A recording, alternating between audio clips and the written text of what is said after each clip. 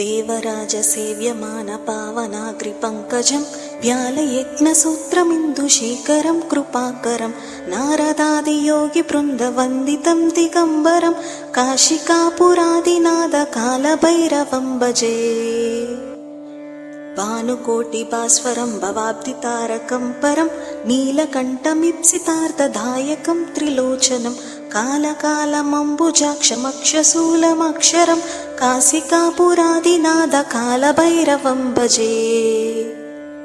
शूलटङ्कपाशदण्डपाणिमादिकारणं श्यामकायमादिदेवमक्षरं निरामयं भीमविक्रमं प्रभुं विचित्रताण्डवप्रियं काशिकापुरादिनाथकालभैरवं भजे।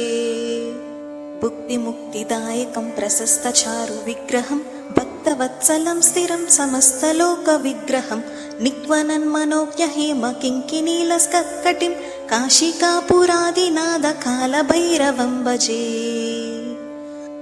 धर्मसेतुपालकं त्वधर्ममार्गनाशकं कर्मपाशमोचकं सुशर्मदायकं विभुं स्वर्णवर्णकेशपाशशोभिताङ्गमण्डलं काशिकापुरादिनाथकालभैरवं भजे। रत्नपादुकाप्रभाभिरामपादयुग्मकं नित्यमद्वितीयमिष्टदैवतं निरञ्जनं मृत्युदर्पनाशनं करालदंष्ट्रमोक्षणं काशिकापुरादिनाथकालभैरवं भजे।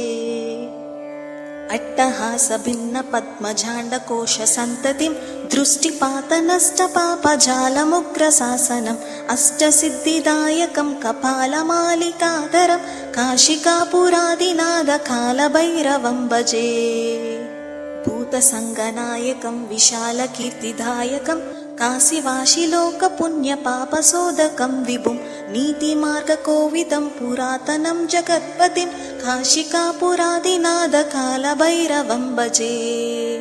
कालभैरवाष्टकं पतन्ति मनोहरं ज्ञानमुक्तिसाधकं विचित्रपुण्यवर्धनं शोकमोहलोभदैन्यकोपतापनाशनं ते प्रयान्ति कालभैरवाङ्घ्रिसन्निधिं ध्रुवम्।